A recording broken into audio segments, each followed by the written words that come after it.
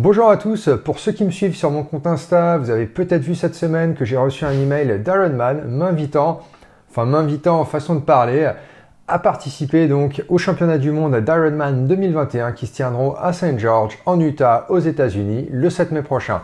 Alors j'ai reçu le mail exactement à 3h34 du matin, donc en me réveillant j'ai quand même dû le relire à plusieurs reprises histoire de bien comprendre de quoi il s'agissait et pourquoi je recevais ça. Et aujourd'hui c'est justement de ça dont on va parler. Allez, on y va.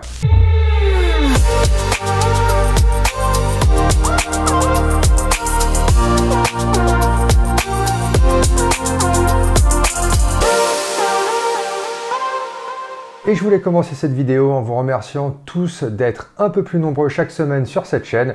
Pour tous ceux qui nous suivent chaque semaine, et si ce n'est pas encore fait, allez-y, abonnez-vous, c'est vraiment la meilleure manière et sûrement la plus facile, et en plus ça vous coûte rien, de me soutenir dans ce projet et de m'aider à faire évoluer la chaîne. Bon, retour au sujet d'aujourd'hui. Depuis 1 ou 2 semaines, on a pu lire qu'Ironman allait envoyer des invitations aux membres de leur programme AWA pour participer au championnat du monde Ironman 2021 à Saint-Georges.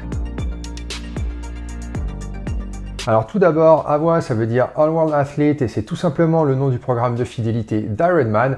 C'est un peu pareil lorsque vous allez faire vos courses et que le commerçant vous propose d'adhérer à leur programme de fidélité et vous demande votre carte pour cumuler des points et au fur et à mesure de vos achats qui, après peut-être 500 € de courses au supermarché, vous donneront droit à 30 centimes de réduction et un jeton pour mettre dans le caddie. Là c'est la même chose. Après avoir sorti l'équivalent de l'inscription pour 2 ou 3 courses par an, vous allez pouvoir bénéficier de certains avantages pour l'année suivante, celle durant laquelle vous aurez accumulé assez de points. Donc le système mis en place par Ironman veut vous faire croire que lorsque vous faites partie de ce programme, auquel d'ailleurs il n'est pas vraiment nécessaire d'adhérer, vous en êtes membre d'office à partir du moment où vous vous inscrivez à une course, eh bien vous figurez parmi l'élite du triathlon mondial à 3 niveaux.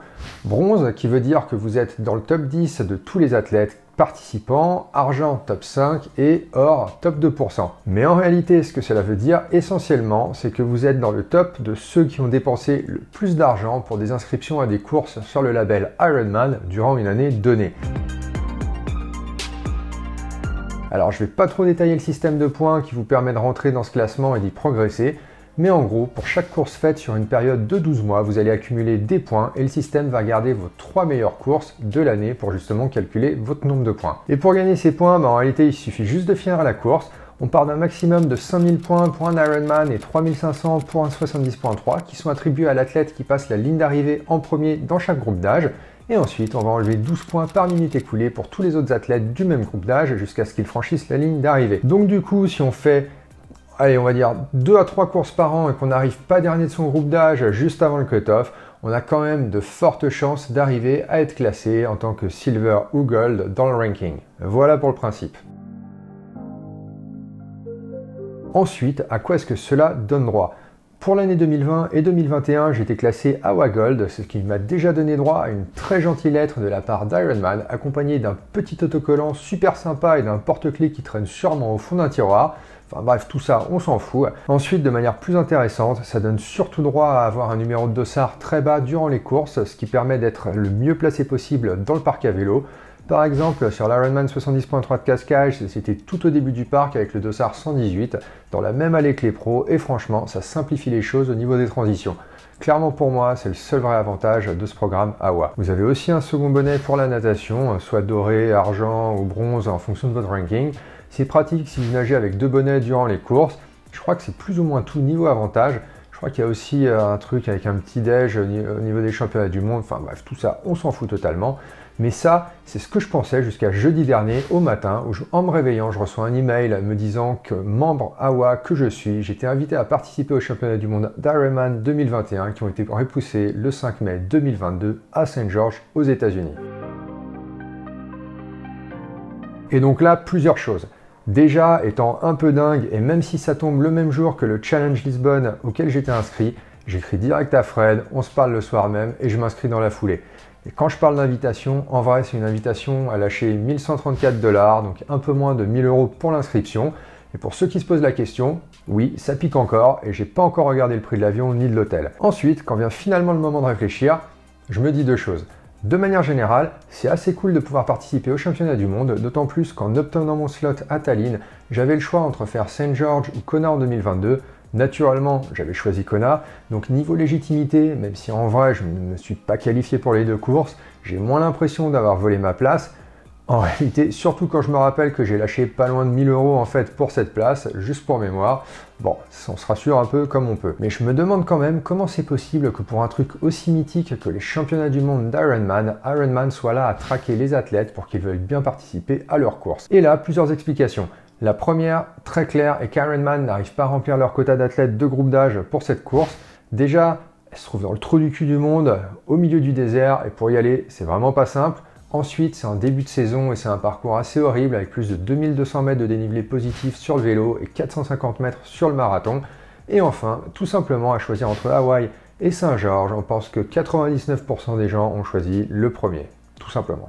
Et bah donc selon moi, ils se sont dit, vu que ceux qui étaient déjà qualifiés et pouvaient choisir sont partis sur Hawaï en octobre, on va tout simplement contacter les membres de notre programme AWA, voir si on peut leur refiler quelques places.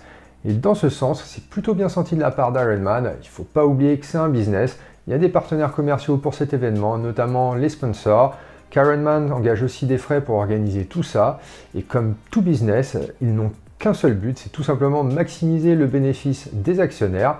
Donc en ce sens, well done, parce que c'est une façon assez maligne de combler le déficit d'athlètes et donc de ne pas être à perte sur cet événement. Mais après, on ne peut pas non plus s'empêcher de penser d'un point de vue des athlètes qui se sont entraînés pendant plusieurs années, qui ont tout donné pendant les courses pour arracher un slot pour Kona, qui pour beaucoup, c'est notamment mon cas, représente un peu l'objectif ultime en triathlon, et qui voient que là, on est en train d'offrir à des gens, en un sens moins méritant niveau performance, la possibilité de participer aussi au championnat du monde. Et donc, est-ce qu'on ne dévalue pas un peu ou ne démystifions pas un petit peu la valeur des championnats du monde Ironman? Honnêtement, sur ce point-là, j'ai pas nécessairement envie de me prononcer pour ou contre. C'est une bonne décision d'un point de vue de business, mais bon, dites-moi en commentaire ce que vous en pensez si vous avez un avis différent. En réalité, j'ai l'impression qu'on a juste affaire à un système de roll-down à plus grande échelle, en quelque sorte.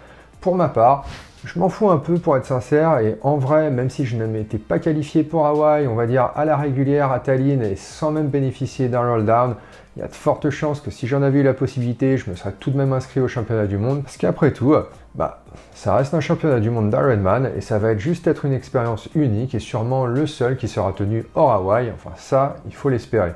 Donc petit update niveau course, je ne participerai donc pas au Challenge Lisbonne le 7 mai, mais je serai à Saint George pour les championnats du monde Ironman 2021, vous l'aurez compris. Ça bouscule un petit peu le calendrier d'entraînement, mais pas tant que ça au final. J'ai un bon volume de natation avec environ 20 heures par semaine, je suis à 80 km de course à pied et un peu moins de 300 km en vélo.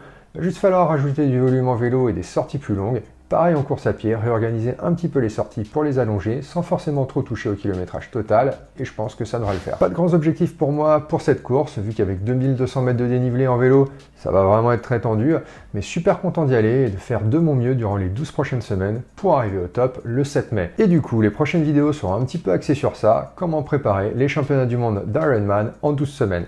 Et bien si vous voulez le savoir et m'accompagner dans cette aventure, abonnez-vous à la chaîne et rejoignez-moi sur mon compte Insta, j'ai super hâte de partager tout ça avec vous.